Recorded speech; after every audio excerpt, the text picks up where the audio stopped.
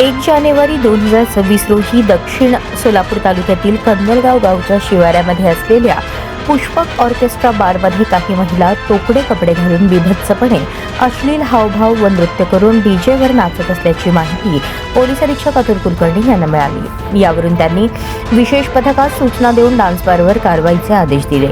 त्या अनुषंगाने विशेष पथक मंद्रुप पोलीस ठाणे हद्दीतील कंदलगाव येथील पुष्पक ऑर्केस्ट्रा बार येथे कारवाई करता गेले असता तिथे मिळून आलेल्या बातमीप्रमाणे 12 महिला तोकडे कपडे घालून बिभत्सपणे अश्लील नृत्य व हावभाव करून डीजेच्या तालावर अश्लील नृत्य करत असल्याचे आणि तेथील ग्राहक त्या नृत्यांगनांवर नोटा सदृश कुपन उधळून अश्लील हावभाव करून नाचताना मिळून आले।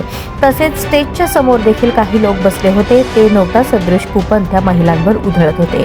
त्या ठिकाणी एकूण 12 बारबाला मिळून आल्या आणि एकूण 55 ग्राहक तसेच पुष्पक ऑर्केस्ट्रा बारचे चालक भारत राजाराम तांबे राणा शिवाजीनगर बाळे सोलापूर व मालक रोहित पांडुरंग चव्हाण राणा सोलापूर अशा एकूण 70 जणांविरुद्ध मंद्रुप पोलीस ठाणे येथे महाराष्ट्र हॉटेल व उपाहारगृहे व मद्यपान कक्ष बार रूम मधील नृत्य व अश्लील नृत्यावर प्रतिबंध अधिनियम 2016 व भारतीय न्याय संहिता कलम 296 प्रमाणे गुन्हा दाखल करण्यात आला असून पुष्पक ऑर्केस्ट्रा बार येथून 57 लाख रुपये किमतीचे डीजे साहित्य, ऑर्केस्ट्रा बार मधील साहित्य तसेच वाहने, मोबाईल फोन जप्त करण्यात आले आहे।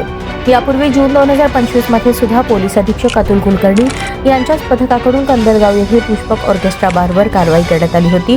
जूनमध्ये 38 जणांवर गुन्हा दाखल झाला होता आणि 25 लाखांच्या बनावट नोटा जप्त करण्यात आल्या होत्या। एकाच ठिकाणी कारवाई होणे ही बाब संशयास्पद असून नागरिकांमधून संताप व्यक्त केला जात आहे।